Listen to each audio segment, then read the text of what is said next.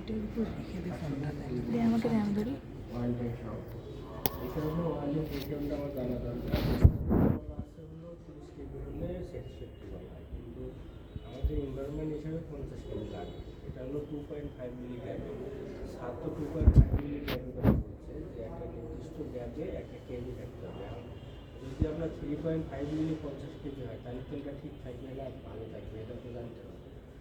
আর যদি ধরেন আমরা যে তেলটা নেব, এই তেলটা নেওয়ার পরে এখন এর কিছু কাজ থাকে। ধরেন আপনি টেস্ট করার আগে নতুন তেলের কেবিটা জানলেন, আর পুরান তেল যদি যায় তখন আপনার ভালো আছে না মন্দ আছে সেটা তো জানবেন। এই জন্য এগুলো জানার কারণে প্রথম হলো গ্যাপটা আগে নিতে হবে। এই কত গ্যাপে আমি কত কেবি পাচ্ছি এবং কত পার সেকেন্ডে কত কেবি রাইজিং ভ্যালু উঠছে, এটাও জানতে হবে। কারণ এগুলো যদি না জানি তাহলে আমার যেটা হবে, আমার অরিজিনাল ডাটা পাবো। অরিজিনাল ডাটা যদি না পাই তাহলে আমার তেলটা হয় ভালো বলতে হবে, নাহলে খারাপ বলতে হবে। আর তেল যদি খারাপ হয় তাহলে আমার ট্রান্সফর্মার নষ্ট হবে, তাড়াতাড়ি ট্রান্সফর্মার যদি নষ্ট হয় তাহলে আমার অনেক টাকা নষ্ট হবে। তো এই জন্য তেলটা আমরা ইনসুলেশনের জন্য ব্যবহার করি। অর্থাৎ আমরা যে এই যে গতদিনকে আমি দেখাইছিলাম যে আমরা কোন জায়গায় তেলটা থাকে, মানে একটা স্টিম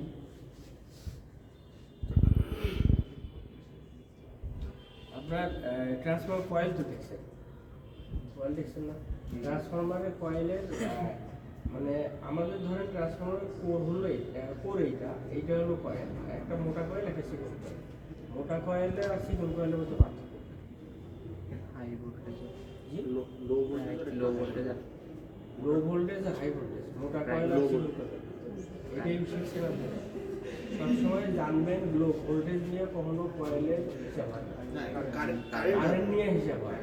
লো ভোল্টেজ সাইডে হাই কারেন্ট থাকবে, এই জন্য ওটা বলনি, আমি বলছি মোটা কয়েল আর চিকন কয়েল। মোটা মানে মোটা তার আর চিকন তারের পার্থক্য। আপনি তো হ্যাঁ এম্পিয়ার রেটিং হবে। আপনাদের সবসময় চিন্তা করতে হবে চিকন তার মানে কারেন্ট কম, আপনি ভোল্টেজ পরে আসেন, আর মোটা তার মানে কারেন্ট বেশি।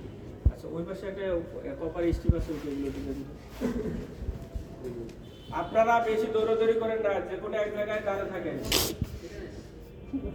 আর না হলে বাইরে বের হয়ে ওপাশে ফাঁকা জায়গা আছে ওখানে বসে থাকেন। গতদিন স্যার কমপ্লেন দিছে এই যে এইটা। আপনারা দৌড়াদৌড়ি করেন, স্যাররা আসলে কেউ দৌড়াদৌড়ি করেন না, সব জায়গায় পাওয়ার দেওয়া আছে। খুবই অসুবিধা হলে বাইরে ফাঁকা জায়গা বসার জায়গা আছে ওখানে বসে থাকেন। এই যে ধরেন এটা হলো মোটা কন্ডাক্টর, এটার কারেন্ট বেশি নেবে, আর এটা চিকন কন্ডাক্টর, কারেন্ট কম নেবে। আর এর উপরে যে এই যে পেপারটা দেওয়া আছে এটা একটা ইনসুলেশন, এটাই আপনার ভোল্টেজ নিয়ে দেওয়া যাবে। মানে আমার প্রথম জিনিসটা আরো জানা লাগবে কারেন্ট কি কাজ করে আর ভোল্টেজ কি কাজ করে। তারপর আমার ধরেন এইটা থাকবে কি, এটা ট্রান্সফর্মার পাশাপাশি থাকে, আগে মোটাটা থাকে না বেশি মোটা থাকে। মানে আপনি যে ট্রান্সফর্মার ডিজাইন করবেন, আপনি যে কোর বেসন ধরেন ট্রান্সফর্মার বাদে যে কোনো একটা অন্য কিছুই সাজাবেন কয়েল দিয়ে, সেটাকে আগে ভোল্টেজ যেটা বেশি সেটা বাইরে রাখবেন, না যে ভোল্টেজ যেটা কম সেটা ভিতরে রাখবেন। কোনটা ভোল্টেজ যেটা বেশি সেটা থাকবে হলো আউটসাইড দিয়ে, কোরের আউটসাইড দিয়ে, আর ইনার সাইডে থাকবে যেটা ভোল্টেজ কম সেটা, অর্থাৎ মোটা স্ট্রিপটার ভিতরে থাকবে, মোটা থেকে দূরত্ব কাছাকাছি, ভোল্টেজ পরিমাণ কম। এই কোরের কাছাকাছি ভোল্টেজ কম থাকলে ভালো না। আর যদি গ্যাপ বেশি থাকে, আপনি ধরেন এটা হলো কয়েল আর এটা হলো কোর, এই যে কোরটা এই জায়গায় এটার সঙ্গে এটা দিলাম, এটা ভোল্টেজ কম, এখান থেকে এটা গ্যাপের দূরত্ব বেশি না, গ্যাপের দূরত্ব বেশি হলে আমার ইনসুলেশন ভ্যালু বেশি আসবে না। আমি যদি এর ভিতর তেল দিই তাহলে আমার স্পেয়ার গ্যাপ বেশি পাবো না, ফাঁকা জায়গা বেশি পাবো না, এখানে ইনসুলেশন বেশি পরিমাণ পাবো না। আপনারা কি বুঝতেছেন? তাহলে একটু টাকা নিয়ে গেলে হবে না, মূল জায়গাটা শিখে দেখেন, কাজে লাগবে আপনাদের। এটা কোরের পর হলো ভোল্টেজ যেটা কম, সহজ কথা বুঝে দিচ্ছি, ভোল্টেজ যেটা কম সেটা কাছাকাছি থাকবে, মানে গ্যাপ কম থাকবে। আর পরের ভোল্টেজ যেটা সে বেশি ভোল্টেজ হলে আরো গ্যাপ বাড়বে। আপনারা দেখেন যে ট্রান্সফরমারের কোরের পরে একটা কয়েল থাকবে মোটা, কারেন্ট বেশি ভোল্টেজ কম, অর্থাৎ কারেন্ট বেশি হলে ভোল্টেজ তো কম হবেই, এটা নিশ্চিত। যদি ভোল্টেজ বেশি হয় তাহলে কারেন্ট তো অবশ্যই কম হবে। তাহলে এর ভিতরে যে এই যে প্যাচটা দিছি আমি, এই যে প্যাচটা, এই প্যাচটা দেওয়ার পরে এখানেও ভোল্টেজ, এখানেও ভোল্টেজ, দুই প্যাচের মধ্যে ভোল্টেজ আছে না? হ্যাঁ, এই ভোল্টেজের মাঝখানে গ্যাপ আছে না, ফাঁকা জায়গা? এই ফাঁকা জায়গাটা কি বলে? এই ফাঁকা জায়গাটা পড়াইছে, সারাটা পাওয়ারে পড়াইছে না? না, এই এয়ার গ্যাপ এর একটা নাম আছে, কি তৈরি হয়? কোরের সাথে যদি সিনক্রোনাইজ করে তখন কি হয়? ক্যাপাসিটেন্স তৈরি হয় এই ফাঁকা জায়গায়, হয় না? পড়াইছে না স্যার? তো এই ক্যাপাসিটেন্স তৈরি হওয়ার কারণে এখানে ইনসুলেশন তৈরি হয়েছে না? ইনসুলেশন কম না? দেন এই তেলের মধ্যে এটা যদি তেল চুপিয়ে দেওয়া হয়, এই ফাঁকা জায়গায় তেল আসবে না? ইনসুলেশন বাড়লো না? ক্যাপাসিটেন্স কমে যাবে না? তাহলে আমার কি, তাহলে এখানে কি হলো? আমার তেল দেওয়ার মূল কাজটা তো বুঝতে পারছি। আচ্ছা, এটা গেল তেলের হলো মূল কাজটা। আসল কাজটা যেটা, এখানে দুই পাশে যদি আমি ভোল্টেজটা অ্যাপ্লাই করি, তখন পাওয়ারটা কি এই পাশে আসবে, ওই পাশেও আসবে, এই পাশেও আসবে। এই পাওয়ারটা যদি এই পাশে আসে, তাহলে এখানে গরম হবে না, কোরের মধ্যে টকবক করে হবে না, বাবলের মতো উঠবে না, কোরটা ধরকে হবে না। এইখানে যদি ইনপুটে ভোল্টেজ দেই, আউটপুটে যদি এইখানে ভোল্টেজটা পাই, তাহলে কি ভোল্টেজটা কি সরাসরি আসতেছে না কোরের মাধ্যমে আসতেছে? কোরের মাধ্যমে ডাউন হয়ে আসতেছে না? তো কোরটা গরম হবে না? গরম হলে ওর মধ্যে যদি তেল থাকে, ও কি হবে, বাষ্পপত পরিণত হবে, বাষ্প হবে। কোরও তো গ্যাপ আছে, কোর যে একেবারে ফাঁকা তা না, কোরের মধ্যে তো সূক্ষ্ম পরিমাণে গ্যাপ আছে। ও গ্যাপে গ্যাপে তেল ঢুকে গেছে, তাহলে ওখানে একটা ইনসুলেশন হয়েছে না? তাহলে কি হলো? টকবক করবে না?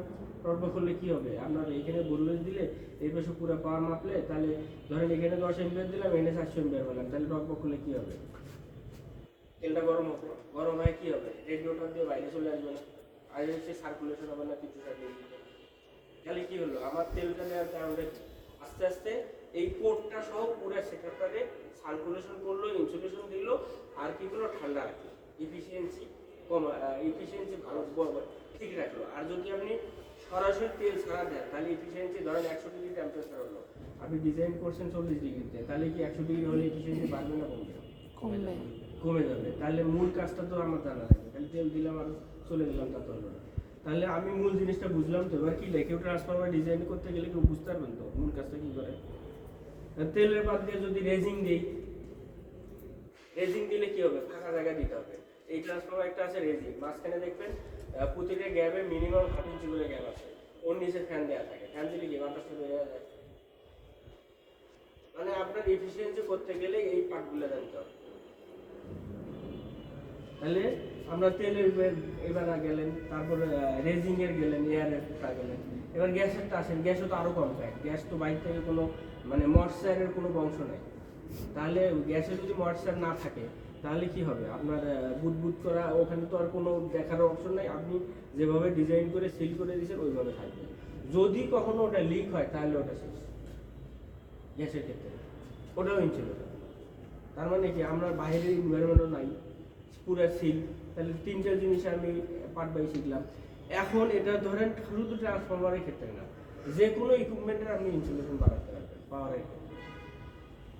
আপনি একটা ক্যাপাসিটির মধ্যেও দেন, তার সুবিধা নেই। ক্যাপাসিটির দূরে টার্মিনাল বাইরে হয়ে আছে না, ওখানেও তো ইনসুলেশনটা দরকার আছে।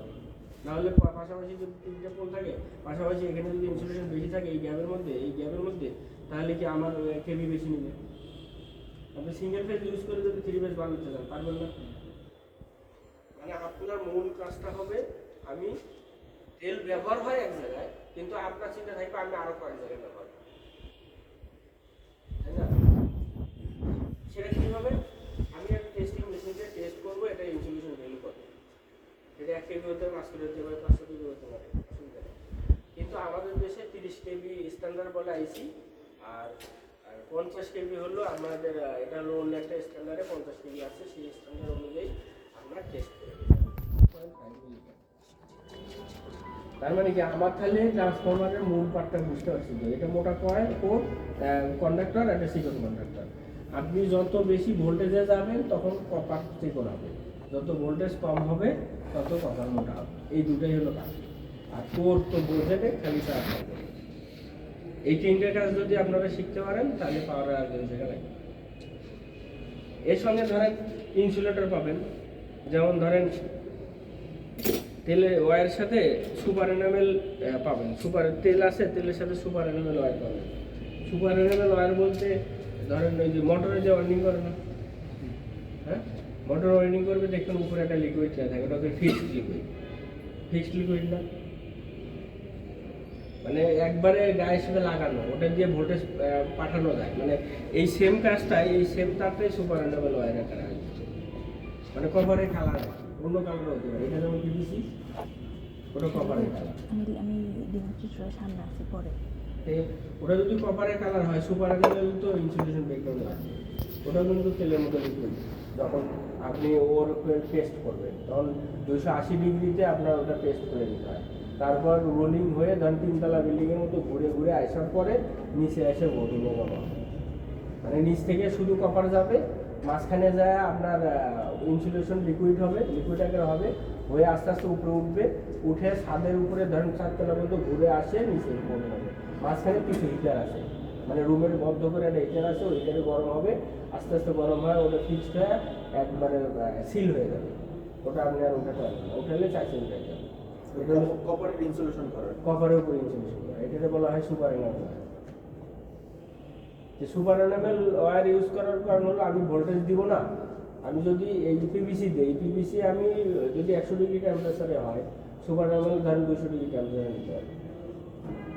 আর সুপার এনামেল মডেলের মধ্যে বলেন, ট্রান্সফর্মার মধ্যে বলেন লাগবে, এই কারণে আপনার পেঁচাচ্ছেন, পেঁচানোর মধ্যে লিক হয়ে যাবে, জায়গা কম লাগে। আর পিভিসি বলেন, পেপারে বলেন, জায়গা বেশি লাগে। এই জিনিসগুলো আপনার সবসময় ইনশিওর করতে হবে। তাহলে প্রথমে আমরা কি করলাম, ট্রান্সফর্মার পার্টটা শিখলাম, শেখার পর তেল কীভাবে থাকে সেটা বুঝলাম, কোর কোন জায়গা থেকে সেটা বুঝলাম, কপার মোটা চিকনের কারণে আমরা কারেন্ট নিতে পারি এটা বুঝলাম। এখন পাওয়ারের ক্ষেত্রে আপনি ইফিসিয়েন্সি বলেন, পাওয়ার ফ্যাক্টর বলেন, এগুলো হলো ক্যালকুলেশনের পার্ট, এগুলো হলো লসের পার্ট, বিভিন্ন হিসাবের পার্ট। কিন্তু মূল জিনিসটা আপনাদের এই দুটো শিখলেই আর বাকিগুলো শেখা লাগবে। আর এগুলো অটোমেটিক আপনি মিটার দিয়ে ধরলেই পাওয়া যাবে।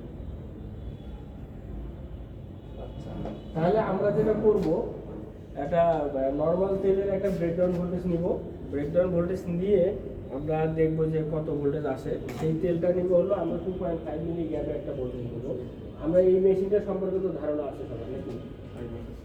হ্যাঁ, এই মেশিনটার নাম কি বলেন তো?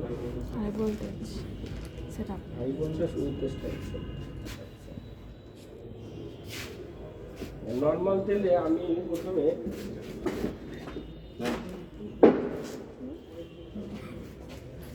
এই যে আমরা 2.5 মিলি একটা গ্যাপ নিব, 2.5 মিলি গ্যাপ,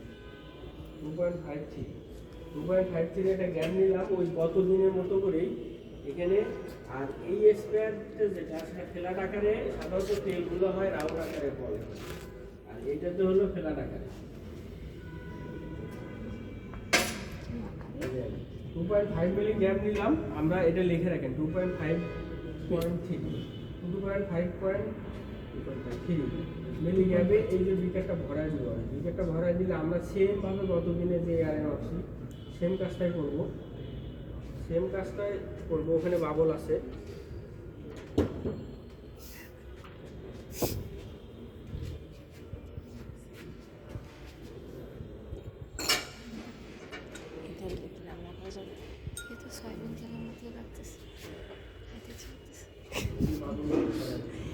এটা দিয়ে কি রান্না করা যায়?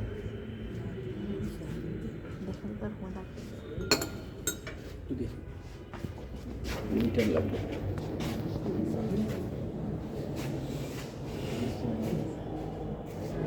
অন আছে।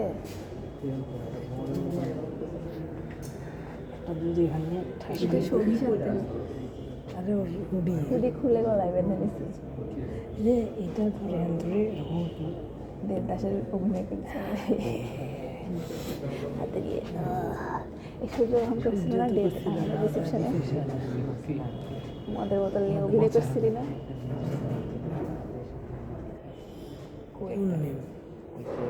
চশমাটা ঠেলে যেত আমার। Thanks.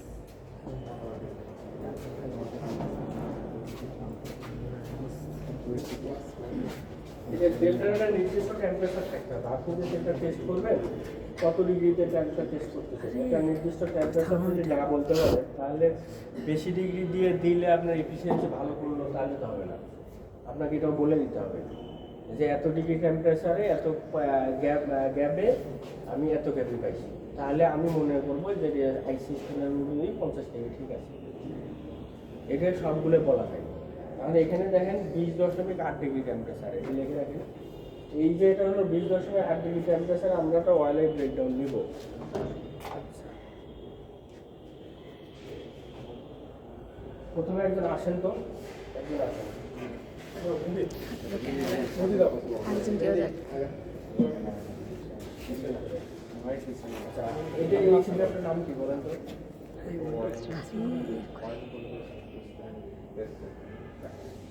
Oil voltage resistance test set শুধু অয়েলে করছি না, এটা দিয়ে আপডেট করা যায়। মানে high voltage resistance test set বললেই সহজ হয়। আপনি যেহেতু অয়েল বলছেন, এখানে লেখা ছিল হাই ভোল্টেজ, মানে আমি এটা দিয়ে অয়েলও করতে পারবো, পেপারও করতে পারবো, তারপর হলো ইনসুলেটরও করতে পারবো, গ্যাস। ঠিক আছে। আচ্ছা, তাহলে আমরা এই সেটআপটা অন করবো, করি আগে অন করেন তো।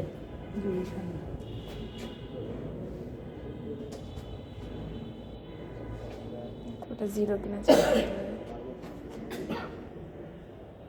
এই লালটাও চাপতে হবে না?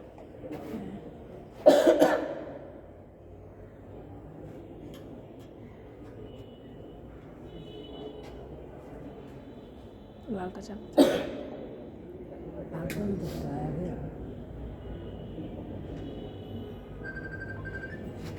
নাইস।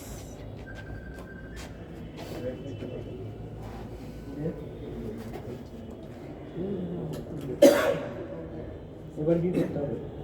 এটা ঘুরাইতে হয় না? সাউন্ড আরেকজনকে তো থাকা লাগতো। আচ্ছা, মানে স্পার্কটা ভালো করে বোঝা যাবে। এটা অসুবিধা না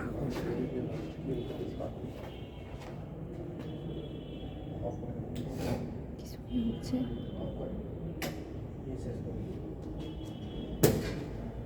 আচ্ছা, উনি গতদিন দেখানো হয়েছিল, উনি ডাটাটা নিতে পারেনি। কেন পারে নাই? আরেকজন আসে,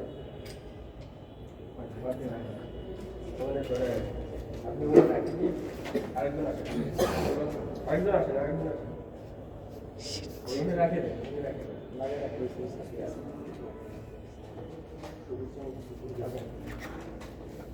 যাবো। একজন আসেন। এই তো যাবো। আপনারা তো কোনো ডাটা পান নাই, আপনি আসেন।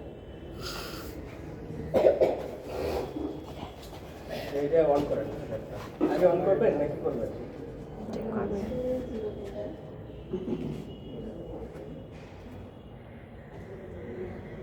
হবে, হয়েছে? দাঁড়ান, আগে দিয়ে না। আপনার সার্কিট ঠিক হয়েছে? আপনার দেখেন তো। না না না,